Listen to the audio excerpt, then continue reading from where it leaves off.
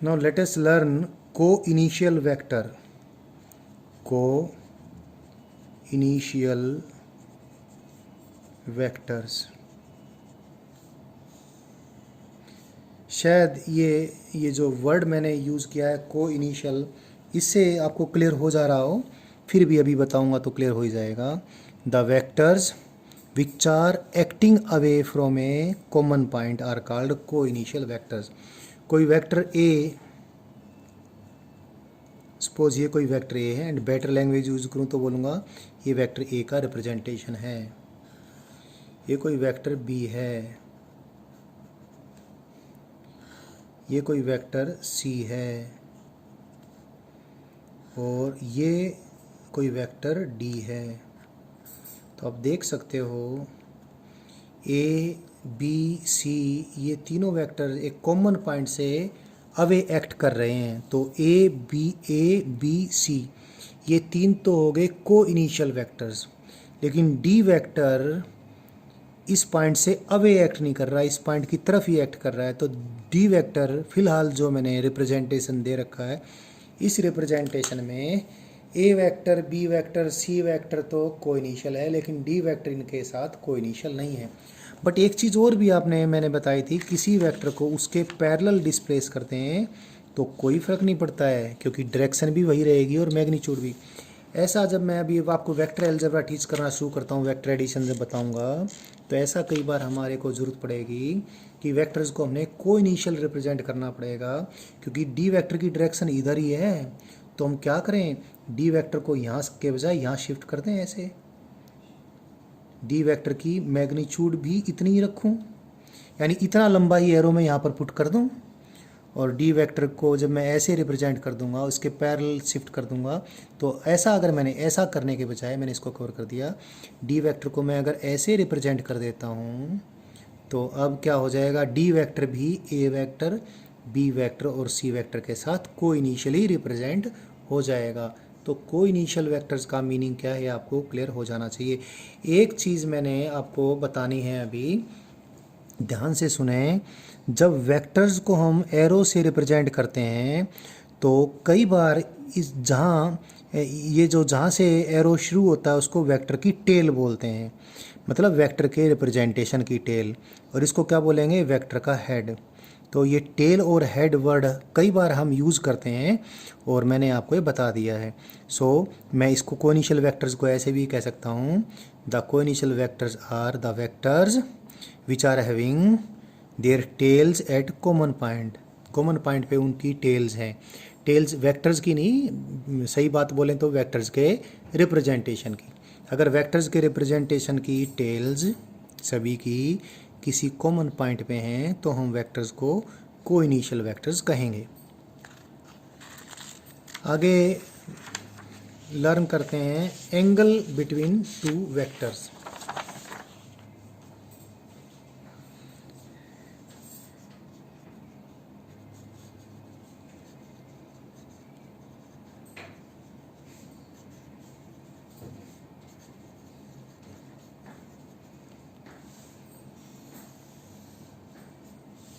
What is the meaning of angle between two vectors? Angle between two vectors means angle between their direction. Angle between two vectors means angle between their directions. बहुत आसान बात है ये समझना, लेकिन एक आध बार इसमें भी दिक्कत हो जाती है। तो कोई दिक्कत ना हो, कोई परेशानी ना हो, कोई गलती ना हो, तो इसको भी मैंने ठीक से लर्न करना है। अगर मैं वैसे ही लिख दूँ, कोई वेक्टर है F1 vector, it is 30 newton due west, और कोई वेक्टर F2 वेक्टर लिखूँ 45 newton 30 degree due north of west. तो इसको पढ़ते ही आपको क्लियर हो जाएगा कि F1 वेक्टर और F2 वेक्टर की डायरेक्शंस के बीच 30 डिग्री का एंगल है। यानी angle between F1 vector and F2 vector is 30 degree. लेकिन इस प्रकार जब लिखा होता है तो समझना आपको आसान है, लेकिन जब वेक्टर के बारे में जानने के लिए हमने वेक्टर का ग्राफिकल रिप्रेजेंटेशन ले लिया तो एक दो बार शुरू में बच्चे को कुछ गड़बड़ हो जाती है, बाद में नहीं होती है। एग्जाम्पल के जरिए क्लियर कर दूं मैं। ये मैंने किसी वेक्टर ए का रिप्रेजेंटेशन लिया, यानी ये वेक्टर ए की डायरेक्शन है, और वेक्टर बी का रिप्रेजेंटेशन मैंने ये ले लिया। तो ये बिल्कुल क्लियर है। अगर ये एंगल 45 डिग्री है तो आप बहुत आसानी से कह दोगे कि ए वेक्टर और बी वेक्टर के बीच 45 डिग्री का एंगल है। लेकिन अभी एक चीज़ और देखें, ये वेक्टर ए का रिप्रेजेंटेशन है और ये कोई वेक्टर कोई डी वेक्टर है, डी वेक्टर का रिप्रेजेंटेशन मैंने ये लिया। So this is the representation of vector A, this is the representation of vector D, and say this angle is 45 degree. तो मैं अगर आपसे ये पूछता हूँ कि what is the angle between vector A and vector D, तो अगर आप इसको ठीक से ना समझें कि वेक्टर्स के बीच एंगल का मीनिंग क्या है, तो हो सकता है गलती से आप ये आंसर दें कि ए वेक्टर और डी वेक्टर के बीच 45 डिग्री का एंगल है। देखो मैंने डी वेक्टर के लिए इधर पेन को इशारा दिया, तो ये मैंने गलत इशारा दिया था। डी वेक्टर इधर नहीं है भाई, इधर तो माइनस डी वेक्टर है। तो 45 डिग्री का एंगल तो A vector and minus D vector के बीच है। डी वेक्टर की डायरेक्शन तो इधर है साहब। तो D this is the direction of D vector, इस डायरेक्शन में है डी वेक्टर। कोई यहाँ से यहाँ तक खत्म थोड़ी हुआ है डी वेक्टर, तो डी वेक्टर का रिप्रेजेंटेशन है। क्या पता है किसी घोड़े की वेलोसिटी हो, सरपट भाग रहा हो इधर, तो डायरेक्शन तो इस वेक्टर की इधर है। So this is the direction of vector D and this is the direction of vector A. So the angle between their direction is 135 degree. So I think direction between the vectors का meaning आपको समझ में आ गया है। फिर भी कई बार बच्चे को परेशानी हो जाती है, तो हम एक देसी तरीका बच्चे को बताते हैं। क्या है? वेक्टर्स के रिप्रेजेंटेशन की पूंछ मिला लें, यानी उनको कैसे ड्रा कर दें, टेल टू टेल ड्रा कर दें, दोनों को टेल मिलाकर ड्रा कर दें। और टेल मिलाकर ड्रा करने के बाद एंगल निकालने में कोई दिक्कत होनी नहीं। अगर डी को यहाँ के बजाय मैं ऐसे शिफ्ट कर दूँ, यहाँ पर ड्रा कर दूँ, तो अपने आप क्लियर हो जाएगा। ए तो ये था ही भाई, और डी क्या हो जाएगा, डी इसके पैरेलल शिफ्ट कर दिया, कोई चेंज तो होना ही नहीं है। ये क्या है? वेक्टर डी है। और क्योंकि ये 45 था तो ये कितना होगा? 135 हो ही गया। तो एंगल बिटवीन टू वेक्टर्स सोचने में, समझने में, इस प्रकार करने से कोई गड़बड़ नहीं होती है। So I think angle between two vectors clear आपको हो गया है। अभी हम पढ़ते हैं कोलिनियर वेक्टर्स।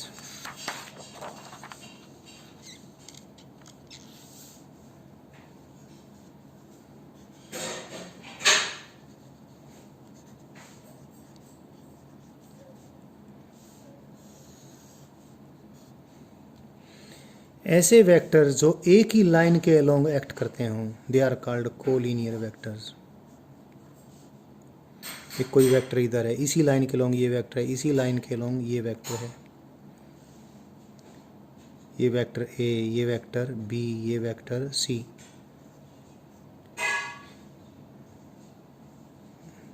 क्योंकि वेक्टर्स आप और सब्जेक्ट्स में भी, मैथमेटिक्स में ही पढ़ते हैं, तो मैंने देखा है कि एक दो राइटर्स कोलिनियर वेक्टर्स को तब कोलिनियर वेक्टर्स बोलते हैं जब उनकी डायरेक्शन समान हो। हमारे लिए ये बात ठीक नहीं रहेगी। हम उन वेक्टर्स को कोलिनियर वेक्टर्स कहेंगे जिनकी लाइन ऑफ एक्शन सेम है। The vectors acting along same line. को माने एक, सेम टू सेम जो हो, और लीनियर माने line. If the vectors are acting along same line, चाहे वो सेम डायरेक्शन में हो चाहे वो अपोजिट डायरेक्शन में हो। If the vectors are, again I repeat, if the vectors are acting along same line, they are called collinear vectors। हमारे लिए इम्पोर्टेंट है। तुम ये कहोगे कि जी ये वेक्टर इधर शिफ्ट हो गया, अगर ये सी वेक्टर को इधर शिफ्ट कर दें,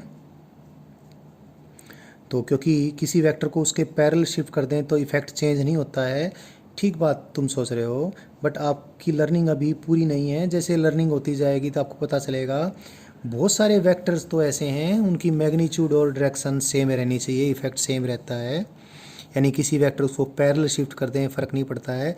बट फोर्स वेक्टर एक ऐसा वेक्टर है जिस वेक्टर की मैग्नीट्यूड कितनी है और डायरेक्शन कितनी है, इसके अलावा उसका सारा इफेक्ट अगर फोर्स का देखें तो ये बात भी बहुत मायने रखेगी कि फोर्स वेक्टर किस पॉइंट से पास होकर लग रहा है। यानी फोर्स वेक्टर की magnitude and direction and point of application, किस पॉइंट पर फोर्स लगा हुआ है, ये भी मायने रखता है।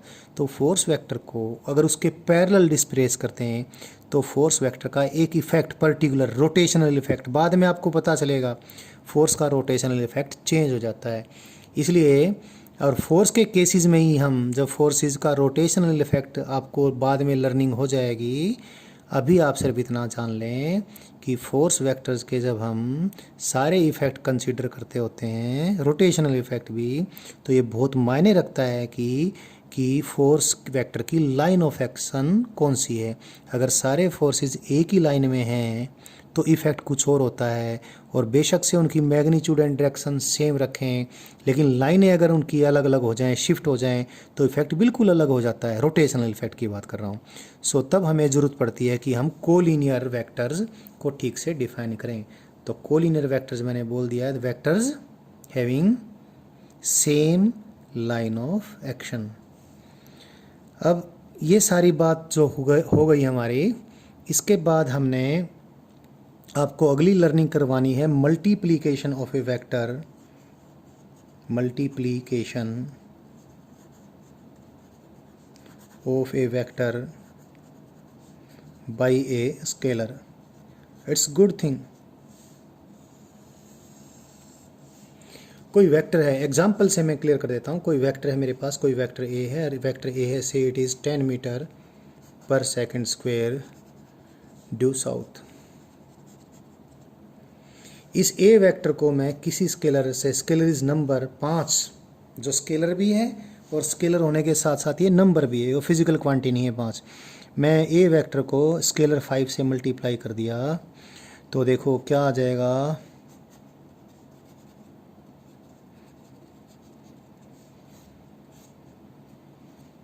तो ये आएगा 50 मीटर पर सेकंड स्क्वायर ड्यू नॉर्थ।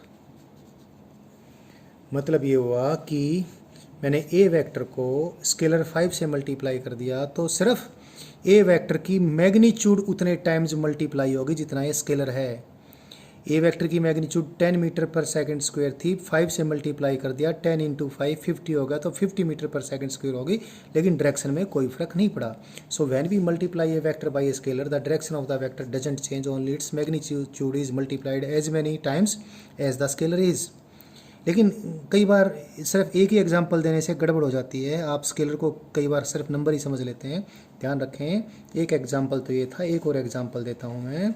इसी ए वेक्टर को किसी स्केलर से, हो सकता है scalar physical quantity space suppose 5 kg से मल्टीप्लाई कर दूँ,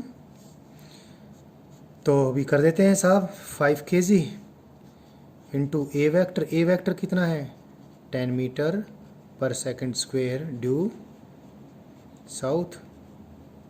अरे ये मेरे से यहाँ पर मुझे ध्यान नहीं रहा, आई एम सॉरी, ये नॉर्थ नहीं, ये मुझे 2 जगह चेंज करना पड़ेगा।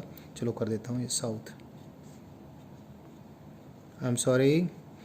क्या ए वेक्टर मैंने किधर लिया था, साउथ डायरेक्शन में लिया था, और ए वेक्टर को मैंने किस से मल्टीप्लाई किया है, ए वेक्टर को मल्टीप्लाई किया मैंने 5 से, तो 5 से मल्टीप्लाई करने पर ए वेक्टर की डायरेक्शन साउथ थी, साउथ ही रहेगी, सिर्फ मैग्नीट्यूड मल्टीप्लाई हो गई है। एक एग्जांपल और लिया मैंने, ए वेक्टर को 5 नंबर से मल्टीप्लाई करने बजाय 5 kg से मल्टीप्लाई करूँ, तो ये चीज़ जो मेरे पास आई है, तो ये क्या आ जाएगी 5 kg इंटू 10 मीटर पर सेकंड स्क्वायर क्या हो जाएगा 50 kg मीटर पर सेकंड स्क्वायर ड्यू साउथ। अब भी देखो आप, मैग्नीट्यूड चेंज हुई है, डायरेक्शन चेंज नहीं हुई है, और ये आपको बाद में मालूम पड़ेगा ये न्यूटन है। सो ये 50 न्यूटन ड्यू साउथ हो गया। The thing is, when we multiply a vector by a scalar, then only the magnitude is multiplied, direction remains same.